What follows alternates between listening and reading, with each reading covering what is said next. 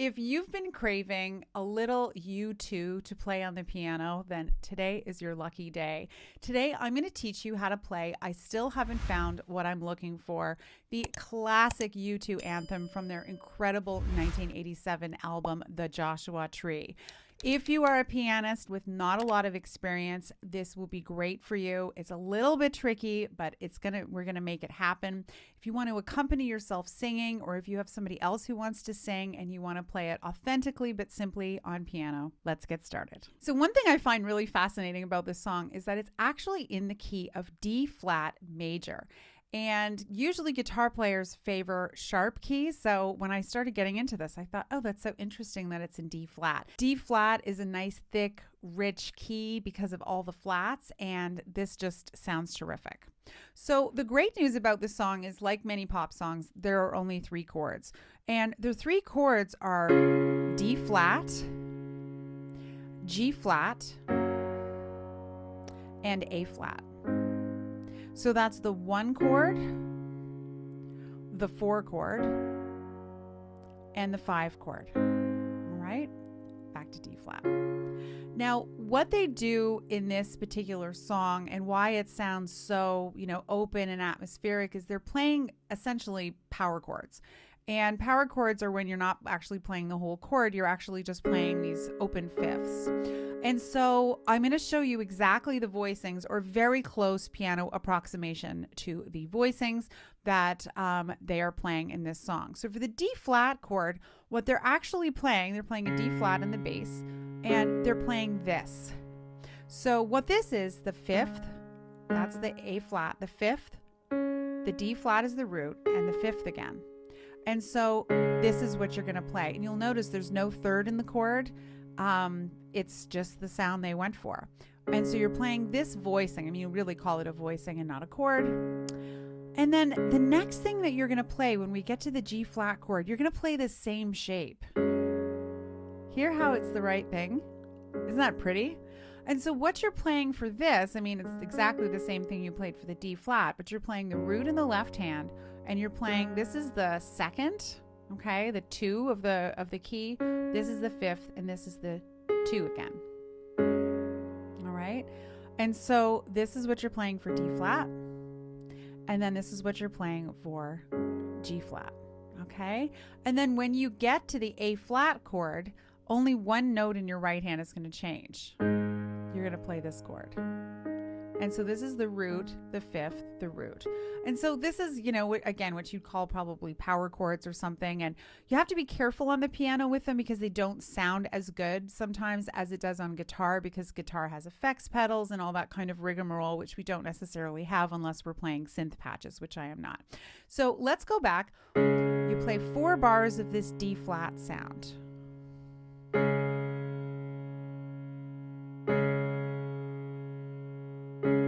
And then we're going to go to the G flat with that same shape. Does that sound great? And then we go back to D flat again.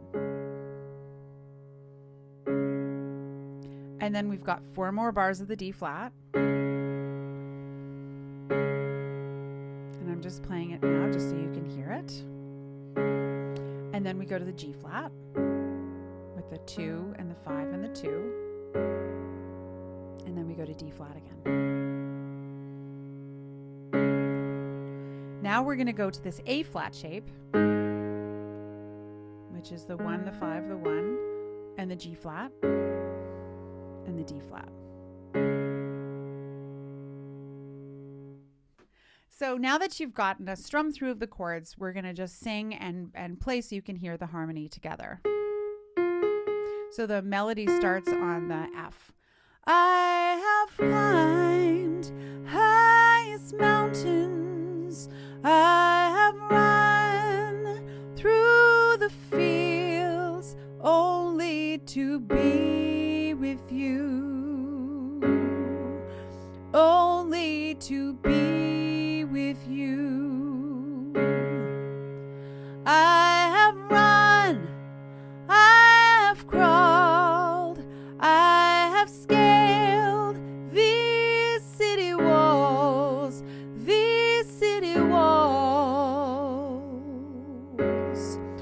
only only to be with you. But I still haven't found what I'm looking for. All right, that's the whole song. There is nothing else in this song except for that. And it's a nice little phrase. It's an 8-bar phrase followed by a 12-bar phrase, which is great. So now we're going to kick this up a notch, and I'm going to show you how we can kind of approximate the groove. I made a video about this, which I'll leave up here, on how I like to do these arrangements of songs on piano, pop piano songs. And what I try to do is I try to approximate the rhythm, not the rhythm that the keyboard is playing, but the rhythm that the whole band is playing.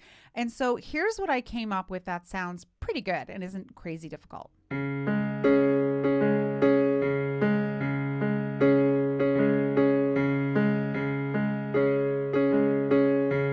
See how that works? It goes bum, bum, bum, bum, bum, bum, bum.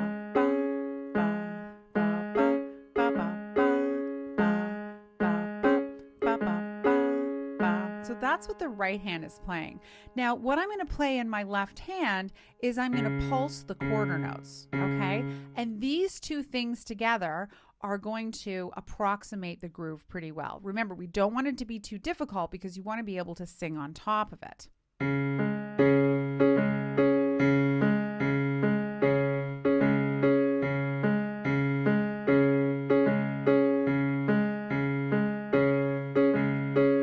here's G flat.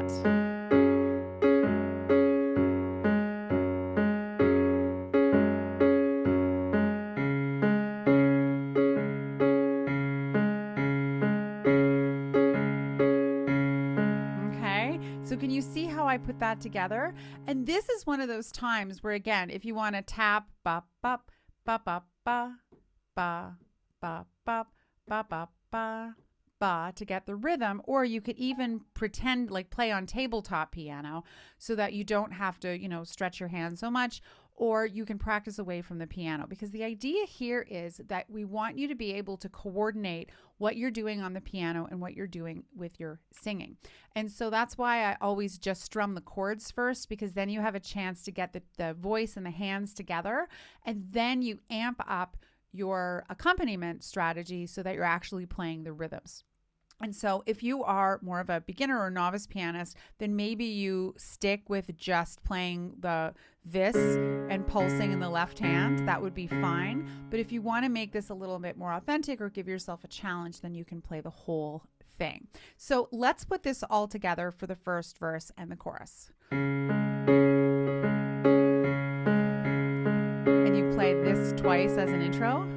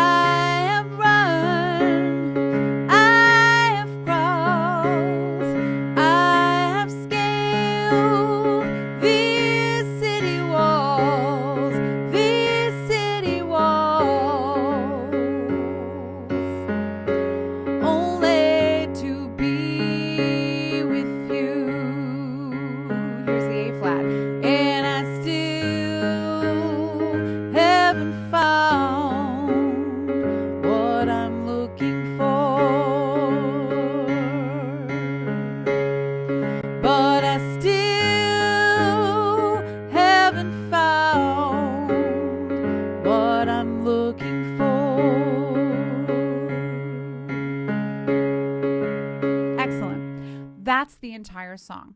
Now, it might get boring. If you want to amp it up, I'm going to give you a couple of other options that will work really great in your left hand. So already we're just pulsing this single note. You can actually play octaves here and watch what I'm doing. So I'm playing the octave, and then I'm just pulsing the top note. So this is a way where you'll get it to flesh out a little bit more, and it's something you could save for later in the song if you want to kind of climax the arrangement a little bit. I have climbed. Actually, let me do the second verse. I have kissed honey lips, felt the healing in her fingertips, burn like fire, this burning desire. So can you see how that works? So it gives it a little bit more fullness and a little more intensity if that's what you're looking for. One last one that you can try is you can play fifths in your left hand. This is another way of having that feeling of fullness. You don't have to stretch the octave if you don't want to, and you can just pulse the fifth. So I'm playing the D flat and the A flat here, like this. And again, it's something that you can add to the arrangement if you decide to. Sound great? Where did I leave off? I have spoke with the tongue of angels. I have held the hand of the devil. It was warm in the night. I was cold as a stone, but I still